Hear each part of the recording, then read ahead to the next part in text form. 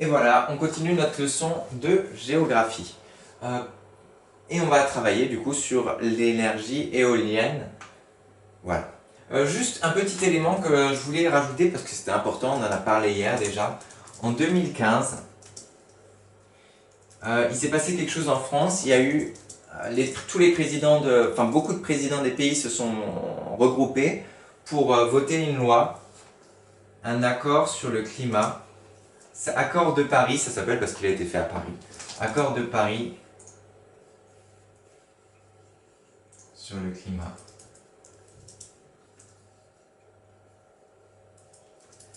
Et cette loi, ce qui a été votée en 2015, ça a été...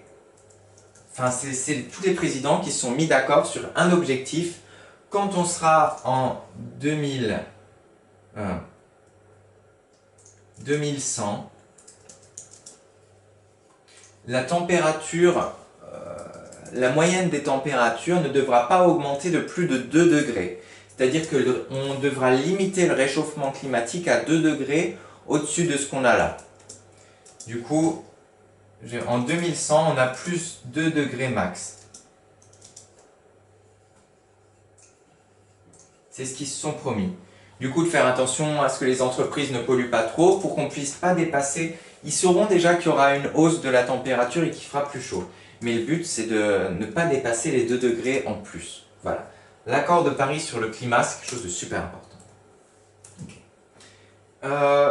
On va voir maintenant, on va étudier un petit texte. Je vais vous montrer ça. En fait, ce texte, ça nous parle de...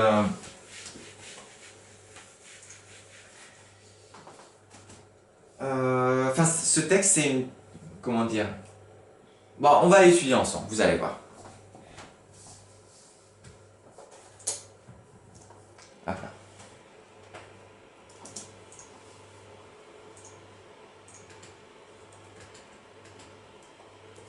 Du coup, je vais déjà vous demander de le lire. Je vais vous faire un zoom.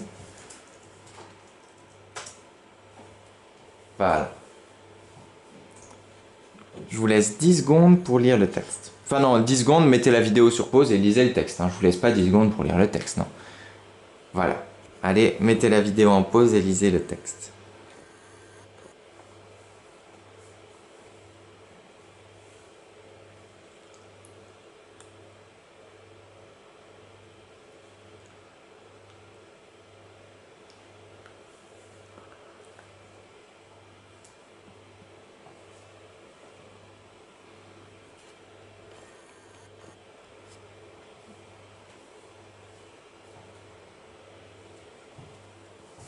Alors, vous avez eu normalement tous le temps de lire le texte, vous avez mis la vidéo en pause, etc. Vous avez lu le texte.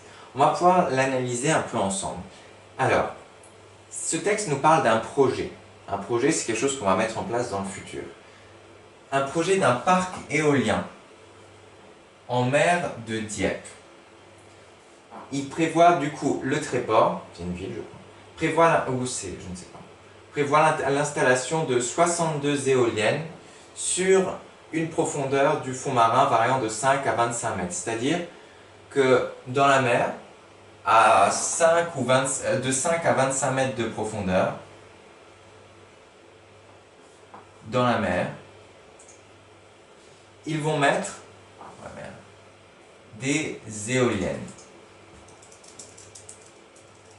Voilà. C'est leur projet de faire 62 éoliennes dans la mer. Là, le parc éolien produira l'équivalent de la consommation électrique annuelle d'environ 850 000 personnes. C'est-à-dire que pour un an, ils peuvent faire assez d'électricité pour 850 000 personnes. C'est presque 1 million. C'est beaucoup. Hein. Avec 62 éoliennes seulement. Alors, soit un peu plus de 2 tiers de la population du département de la Seine-Maritime. On va voir, alors, déjà on va voir où c'est du coup la mer de Dieppe. C'est parti.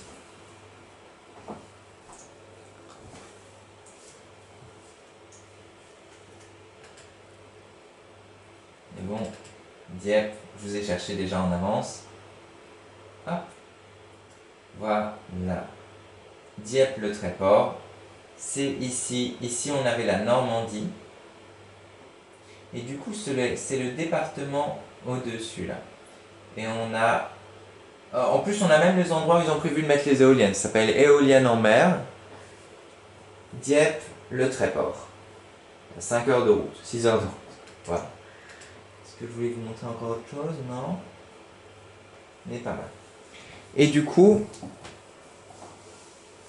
ce que je voulais dire, je vais remettre le texte.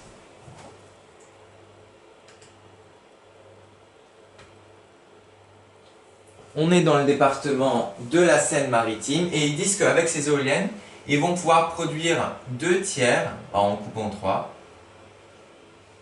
c'est-à-dire vont produire tout ça, de l'électricité dont les gens ont besoin en Seine-Maritime. Ça, c'est toute l'électricité dont ils ont besoin en Seine-Maritime, bah, ils vont produire tout ça déjà, 2 sur 3.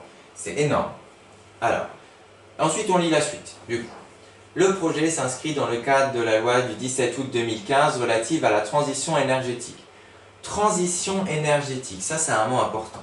Transition énergétique, ça veut dire passer des énergies, d'utilisation d'énergies fossiles, c'est-à-dire des énergies qu'à un moment on ne pourra plus les utiliser. Par exemple, si on fait brûler du gaz, à un moment il n'y aura plus de gaz. Si on fait brûler du pétrole, à un moment il n'y aura plus de pétrole. L'énergie nucléaire, pareil, ça marche avec l'uranium, à un moment il n'y aura plus d'uranium, etc. Du coup, le but c'est de passer des énergies fossiles à des énergies renouvelables. Ça s'appelle la transition énergétique. Transition, c'est quand on passe de quelque chose à quelque chose d'autre. Énergétique, parce que c'est de l'énergie. Fossile à, on a dit, renouvelable.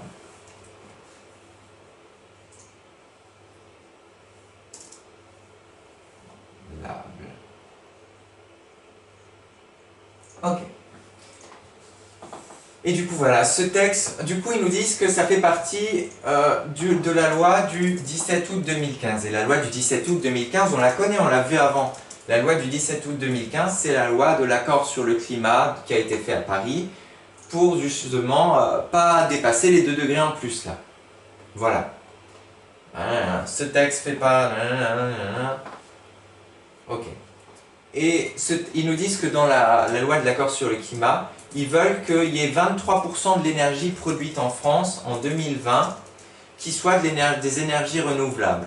C'est-à-dire que là on avait 70% d'énergie nucléaire, bah ils veulent qu'il y ait 23%, c'est-à-dire...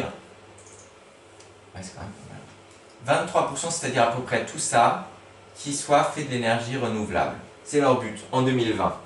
Du coup, c'est pour ça qu'ils ont créé ces éoliennes. Ce projet s'inscrit dans l'accord de Paris, et ben voilà, là ils nous le disent.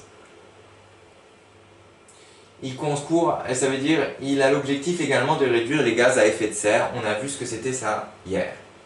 Les travaux débuteront en 2019 et ils mettront ça en marche en 2021 pour une durée de 25 ans. Ok. Du coup, pour l'instant, ça a l'air pas mal, hein. L'énergie éolienne, on peut faire beaucoup d'électricité pour plein de monde. En plus, c'est en mer, ça dérange personne. Mais, en fait, comment dire, la source, là où vient ce texte, ça vient d'une commission nationale du débat public. Débat, c'est quand des gens sont pour ou contre. En fait, il y a eu un débat pour savoir s'il fallait mettre ou non en place ces éoliennes. Pour 2 choses. Premièrement, les gens n'aiment pas trop les éoliennes parce que c'est vrai qu'ils trouvent que c'est assez moche. C'est vrai, ils disent que ça dénature le paysage, que c'est immense et que c'est pas forcément joli. Premier argument, c'est donc que c'est moche. Deuxième argument, c'est que ça peut faire du bruit. Mais là, bon, je pense qu'ils leur ont dit, oui, bon, là, ça fait du bruit, ok, mais on est dans la mer, il n'y a personne, à part les poissons, ça va déranger personne. Voilà. Du coup, le bruit. Et voilà, c'est à peu près les arguments, du coup, qui sont contre les éoliennes. Alors, il y en a qui sont pour, mais il y en a qui sont contre. Voilà. Du coup, ils ont dû quand même faire un débat, c'est-à-dire débattre pour savoir si c'était bien ou pas de mettre des éoliennes. Document suivant. Là, je vais vous laisser un peu travailler, ça fait je sais pas combien de temps que je parle. Voilà. Hop là.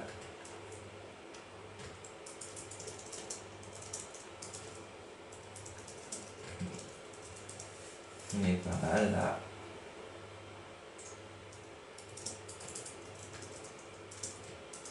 On est pas mal. Alors, je vais vous présenter le document que vous allez devoir faire ou remplir. Attendez, j'efface juste tout.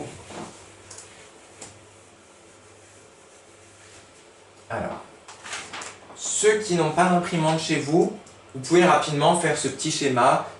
On mettra ce petit schéma-là en bas de la leçon, on le collera. Ça nous fera un joli schéma sur comment produire de l'électricité avec de l'énergie éolienne. Du coup, il y a la fondation en bas, c'est-à-dire la base de l'éolienne, parce que s'il n'a pas une bonne fondation, bah, il peut tomber. Là, il y a 3 petits points à remplir, à vous de remplir. Là également, il y a 3 petits points.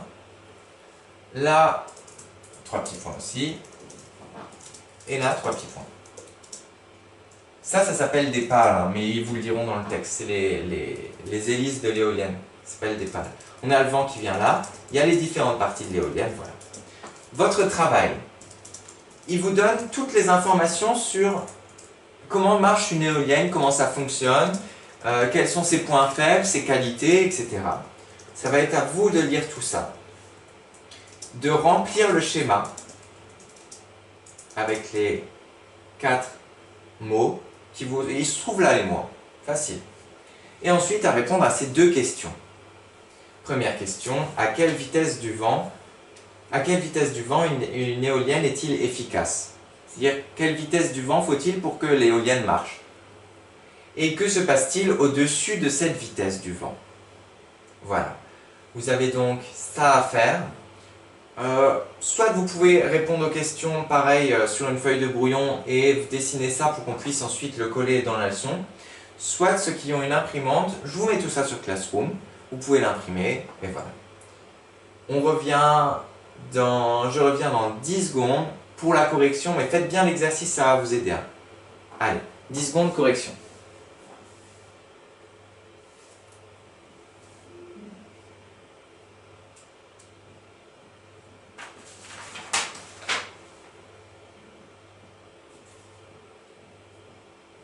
Ok. Alors on est bon, on va pouvoir passer à la correction. Je vais vous la chercher, elle est là.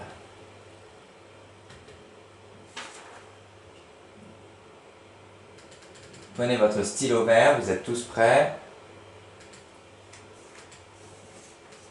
Hop là. Alors, le premier mot ici, c'était facile à trouver, hein. C'était la pale, c'est ce que je vous ai dit avant, c'est l'hélice PA avec un chapeau LE. Au milieu, il y a le rotor. Rotor, c'est celui qui tourne. Hein. Et il y a le stator qui est à l'intérieur qui tient. Bon. Il y a le rotor qui tourne là. C'est le centre de l'hélice. Il y a la nacelle, sur lequel des fois il y a des techniciens qui montent pour vérifier que tout se passe bien. Nacelle, ici. Il y a le mât, facile comme le bateau. Et les questions. Question 1. Entre quelle vitesse est-elle efficace? Du coup, il y a marqué entre 15 et 90 km/h. Et que se passe-t-il au-delà de cette vitesse? S'il y a plus de vent que 90 km/h, le vent est trop fort et ça met en danger, ça met en danger l'éolienne. S'il y a trop de vent, l'hélice risque de tourner trop vite et du coup, ça risque de la casser et d'abîmer tout ce qu'il y a à l'intérieur là. Du coup, qu'est-ce qu'ils font quand il y a trop de vent? Ils bloquent l'éolienne. C'est pour ça que des fois, vous pouvez voir des champs d'éoliennes. Et pourtant, il y a énormément de vent, il y a beaucoup de vent, ça vous décoiffe. Et pourtant, les éoliennes, elles ne tournent pas. Parce qu'en fait, si le vent est trop fort, ça arrête l'éolienne. Voilà. C'est donc un des points faibles de l'éolienne. Je vérifie juste que la vidéo tourne. C'est bon, on est bon. On est bon. Un des points faibles de l'éolienne, c'est que justement, soit il n'y a pas assez de vent, du coup elle ne peut pas tourner, soit quand il y a trop de vent, elle ne peut pas marcher non plus parce que ça risque de l'abîmer. Du coup, c'est pour ça que l'éolienne c'est bien, mais ça dépend du vent. Et ça nous amène à notre prochain exercice. Okay. Alors là, ça va être aussi des exercices que vous allez faire vous-même.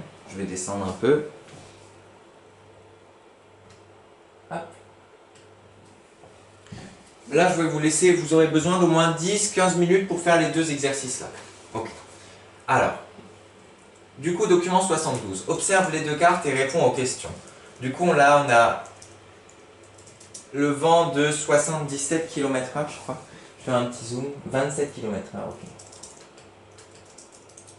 Comme ça, on voit mieux.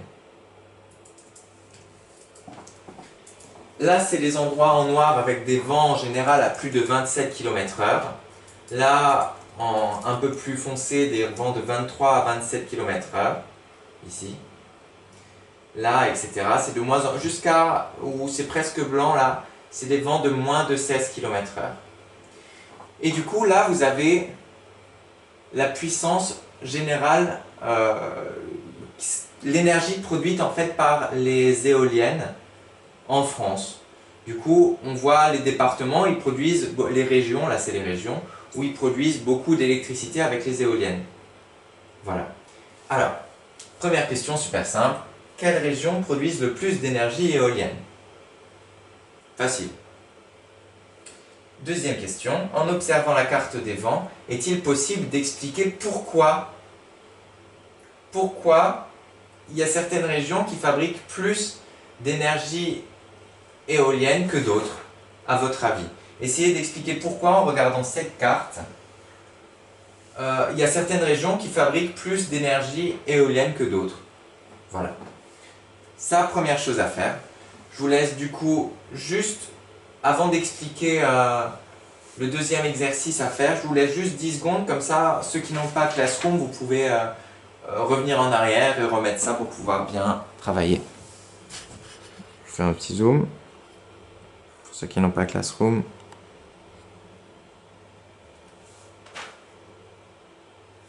Ok.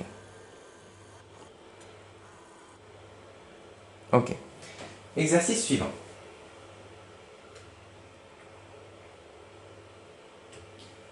Document 73 qui s'intitule donc la production d'énergie éolienne en Europe. C'est-à-dire, là on passe la France, on passe à une autre échelle, on passe à l'échelle de l'Europe.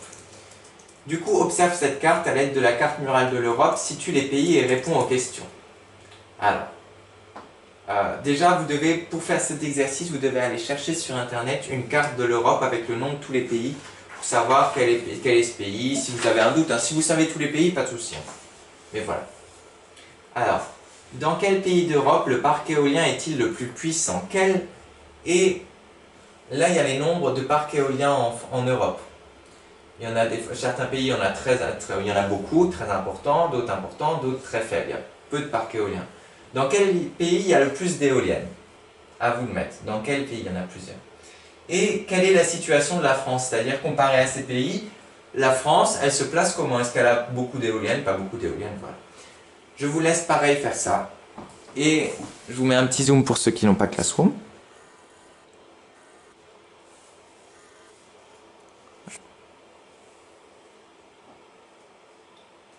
Et on revient dans 10 secondes pour la correction, mais faites ce travail, c'est super important.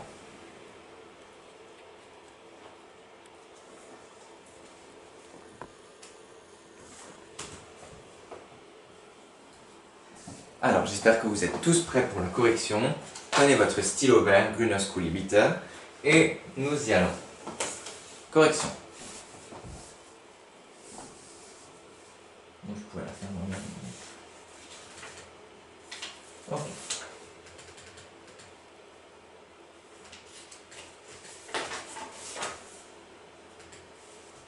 Alors, on va voir si vous avez réussi à voir tout juste. Du coup, quelles régions produisent le plus d'énergie éolienne? Ben, on a les Hauts-de-France, ici. Facile à retenir, en haut de la France. Le Grand Est, c'est nous. Ici, on produit vraiment pas mal. Hein. En France, on est ceux qui produisent le plus de l'énergie éolienne. Bravo. Et l'Occitanie. Ok. Ensuite, en observant la carte du vent, est-il possible d'expliquer pourquoi? Bah, pas vraiment en fait. Parce que regardez, en Bretagne là et en Normandie, il y a beaucoup de vent et pareil là. Bah là en Occitanie ici. Mais en Provençal-Côte d'Azur, il y en a pas mal aussi. Et pourtant, bah il n'y a pas beaucoup d'éoliennes qui ont été faites là, comparées à chez nous et en Haute-France. Et c'est ce qu'ils nous disent, hein, pas entièrement. Le vent est favorable dans les Hauts-de-France et en Occitanie, mais également en Bretagne et en Normandie où il y a peu d'éoliennes. En fait, c'est tout simplement parce que c'est difficile de convaincre les gens d'installer des éoliennes parce que, bon là, en plus ils pourraient les mettre dans la mer, ça poserait pas de souci, mais le souci c'est qu'on a vu, c'est que les éoliennes c'est moche, certains j'en pense, que ça fait du bruit, etc. Donc forcément les Bretons et les Normands, certains maires hésitent à installer des éoliennes à cause de ça. Parce qu'ils ont peur que les gens votent pas pour eux s'ils installent des éoliennes toutes moches, quoi. Voilà. Ensuite, deuxième document, j'espère que vous avez juste... Si vous avez réussi à trouver ça, que ça explique pas tout et que c'était probablement parce que les gens avaient peur des éoliennes, bah bravo. Et dans quel pays d'Europe le parc éolien est le plus puissant? Donc en Espagne ici, hein, et en Allemagne. On voit que pas mal quand même en Angleterre et en France. La situation de la France est relativement développée, mais elle est quand même derrière l'Allemagne et l'Espagne. On pourrait être mieux là. L'Allemagne, les Allemands sont très bons pour les énergies renouvelables, hein. Il faudrait voir leur carte, mais ils ont... Tiens, on va la regarder d'ailleurs. On va regarder combien est-ce qu'ils produisent en énergie nucléaire, etc. en Allemagne. On a un peu le temps. Alors, on va prendre l'ordi, on va taper... je sais pas moi... Là, c'est ce que je vous ai vu, je suis renseigné, c'est super intéressant sur l'étymologie du mot. En fait, vent, ça vient du latin venti, mais du coup, Éole, c'est un dieu du vent grec. Du coup, ça vient du grec. Mais bon, hop là. On avait dit qu'on voulait chercher l'énergie en Allemagne. Ça cherche.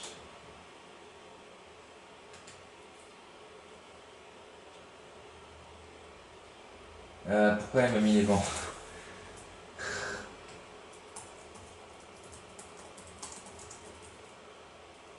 Ok. J'espère que cette fois-ci il ne va pas me mettre les vents en grec. Ok. Alors... En 2005, c'est un peu trop vieux ça.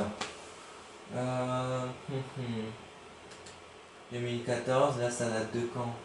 2019, là on est bien. Ah, en plus ça nous fait de l'allemand, c'est super. Ah, je vais essayer juste de télécharger l'image.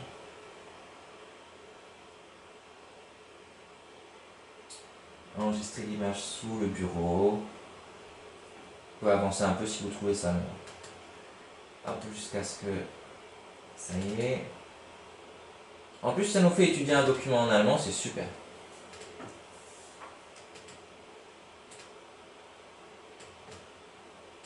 Ok.